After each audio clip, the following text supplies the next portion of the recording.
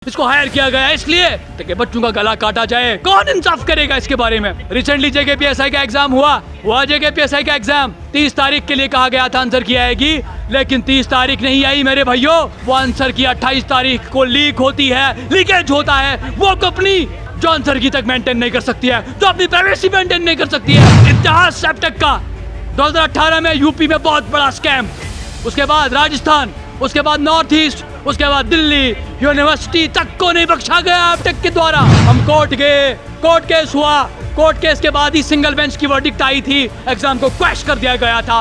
लेकिन फिर 24 घंटे के अंदर अंदर डीबी द्वारा स्टे लिया गया और इस एग्जाम को आगे कैरी करवा दिया गया। इसकी नेक्स्ट हियरिंग 3 फरवरी को है, देखा जाएगा। अरे जब आप जम्मू एंड कश्मीर स्टेट को डिमोट कर सकते हो यूटी में, आप जेकेएसएसबी एक छोटी सी बॉडी है जम्मू एंड कश्मीर के अंदर, एक ऑटोनोमस बॉडी है, जम्मू एंड कश्मीर से बड़ी नहीं है। आप जेके स्टेट को यूटी बना सकते हो, भला आप जेकेएसएसबी को रेडिकेट क्यों नहीं कर सकते? कोई और बोर्ड को आप क्यों नहीं ला सकते यहाँ पे? JKSSB, we want justice, we want justice, we want justice, scams, JKSSB ये वो रिक्रूटमेंट एजेंसी है जो पिछले कई सालों से सुर्खियों में रही। आपको बता दें इसी जेकेएसएसबी ने जो है वो फा का एग्ज़ाम हो या जेकेपीएसआई का एग्ज़ाम हो जब कंडक्ट कराया था, तो इसमें कहीं न कहीं जब धांधलियाँ पाएगी उसके बाद स्क्रैप किया था। और उसके बाद जेकेएसएसबी रिक्रूटमेंट एजेंसी ने जो एप्टेक कंपनी को कॉन्ट्रैक्ट दिया था, जो दोबारा एग्ज़ाम कराया, उस कंपनी को जो कंपनी ऑलरेडी ब्लैक लिस्टेड थी। उसके बाद जब जेकेपीएसआई एस्पिरेंट्स का एग्ज़ाम हुआ तो उसके बाद फिर से जेकेएसएसबी के एस्पिरेंट्स सरापा एहतजाज और कहीं न कहीं फिर से इस एग्ज़ाम में जो है वो धांधली के इल्ज़ामात हैं। मज़ीद इन्हीं से जानेंगे जो जेकेपीएसआई के एस्पिरेंट्स लगातार एहतजाज करें, आखिर क्या कुछ ऐसा हो गया कि फिर आप जो है वो एहतजाज करने पर उतर आए हैं। मेरा नाम नासिर है, मैं एक सोशल एक्टिविस्ट हूँ और साथ में एक जॉब एस्पायरेंट भी। आज हमने प्रोटेस्ट का इनेकाद किया, मुद्दा स्पष्ट है, मुद्दा क्लियर है। जेकेएसएसबी द्वारा धांधलियाँ, स्कैम्स। मैं आपके व्यूअर्स को बताना चाहता हूँ कि finance account assistant scam, JKPSI scam, JE exam scam कौन करा रहा है? जेकेएसएसबी करा रहा है। क्या आप जानते हैं वो जेकेएसएसबी है जिसने हमेशा ऑनरेबल कोर्ट की डायरेक्शंस को वायलेट किया? ये वही जेकेएसएसबी है जो जानता था कि एप्टेक जैसी दलाल कंपनी को हायर नहीं किया जाना चाहिए।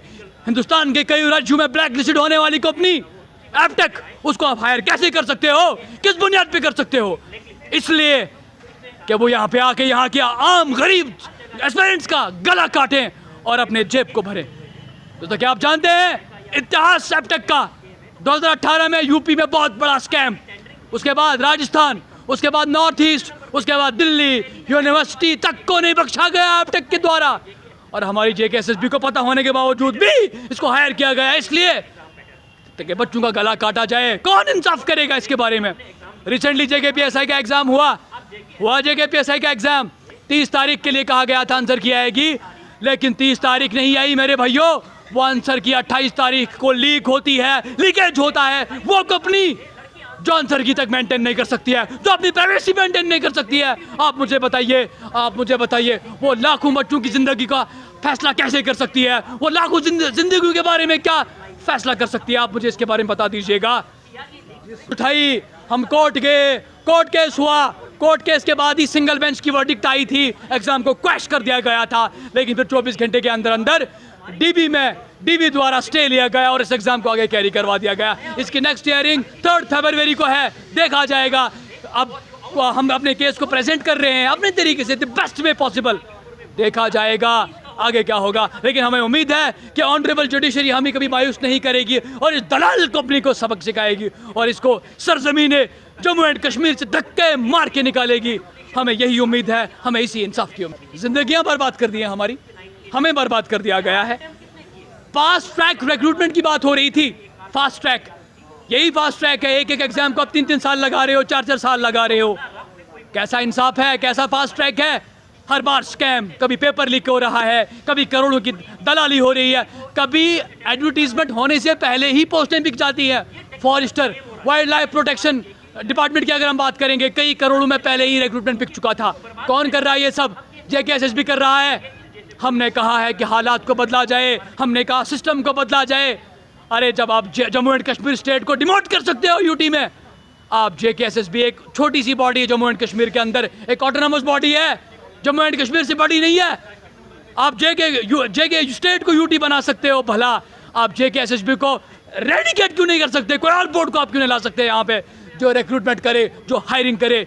यही हमारी डिमांड है कि इसको चेक में लिया जाए। अगर ये काम नहीं कर सकता, इसके अंदर जो काम करने वाले दलाल हैं उनको भी सख्त से सख्त सजा दी जाए। उनको उन पे कोर्ट केस होना चाहिए, उन पे कोर्ट कार्रवाई करना चाहिए, उन पे एडमिनिस्ट्रेशन अपनी नज़र बनानी चाहिए। यही हमारी डिमांड है और इसी पे आज हम लोग यहाँ पे जमा हुए हैं और अपनी आवाज़ को बुलंद करने की कोशिश कर रहे हैं।